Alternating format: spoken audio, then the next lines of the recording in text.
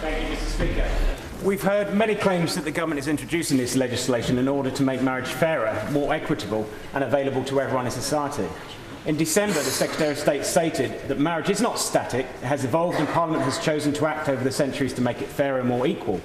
That may have been the case, but marriage as a union of one man and one woman has never changed in thousands of years. Issues such as property rights, where ceremonies can take place, have changed, but the essential nature of marriage has not. This legislation, no I won't, because I'd like to get through my speech, thank you. This legislation would create ungendered marriage with two types of marriages available, same-sex marriage or opposite-sex marriage. This will inevitably have implications for society's view of marriage, but fairness will not be one of them. I give way now. I'm extremely grateful. Mr. Speaker, he talks about the unchanging nature of marriage over thousands of years. I don't know if the honourable gentleman is a Christian, he hasn't got to that part yet, but can he just have a good look at the Old Testament, where King David, a man described as being after God's own heart, had not one wife, had not two wives, had many, many wives and concubines, had children by all of them, and was never once criticised by either the priests or the writers of the Bible. He was described as a man after God's own heart. Of course, marriage has changed over many thousands. To the honourable gentleman, but interventions must be brief. Dr. Matthew Offord. Grateful for that intervention. It's a point I come to mention later, particularly as I've got another extra minute.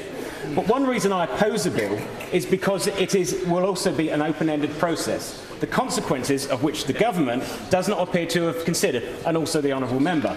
In an attempt to appeal, the government has produced a policy on the principle of eradicating difference. The bitter irony is it would only lead to greater inequality. Firstly, civil partners already have the legal rights of marriage, something which is denied to many who already cohabit. Two sisters who live together for many years cannot enter a civil partnership, but if one dies leaving the property to the other, then that sister who remains is liable for full inheritance tax on the property. That would not apply to two female same-sex partners. That's hardly fair, is it? As a result of the bill, same-sex couples also have a choice of seeking to get married or civil registration. A heterosexual couple would be denied the opportunity to seek a civil registration and only have one choice, which is marriage. That's hardly fair either. But what concerns me most is where the legislation will lead. There are several consequences which the government has been unable to give assurance on that possible scenarios will not go on to develop. I suspect that many issues will evolve through a legal process where we have the judiciary constructing judgments that are contrary to the reassurances we're hearing in the chamber here today. Many of us supported the legislation brought forward by the last government which created civil partnerships, particularly when it's part of the consultation document entitled Civil Partnership, a Framework for the Legal Recognition of Same-Sex Couples. It stated the government has no plans to allow same-sex couples to marry. The proposals for civil registration are entirely new status of civil partnership. But just a decade later, we find ourselves here again discussing the very issue.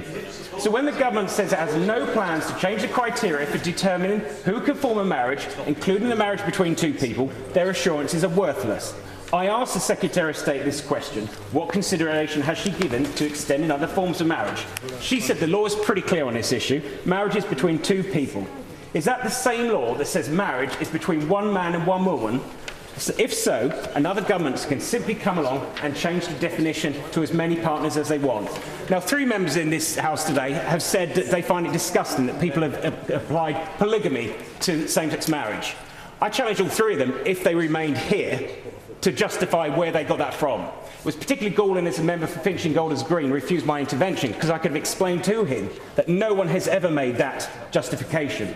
For the record, I have never made that comparison. But the evidence from around the world is that once marriage is redefined with a flexible definition, pressure always grows for a redefinition. This should come as no surprise, as there are several advocates of same-sex marriage who openly support changing the law to permit polygamy. In Holland, same-sex marriage was introduced in 2001. Since then, three-way relationships have been given legal recognition through a cohabitation agreement.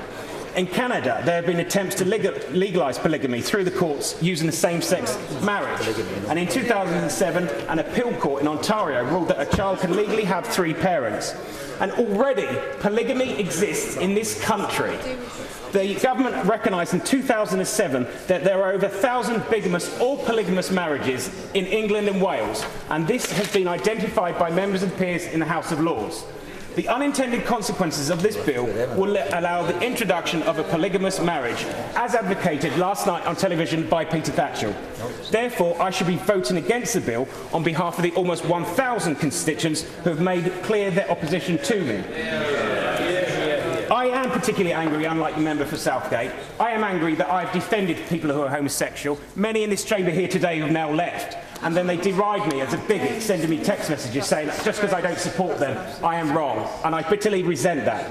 Let me conclude by saying that equality does not mean that we should treat everything the same. And we most certainly do not have the right to redefine marriage over the heads of our constituents. Sir Peter Bottom.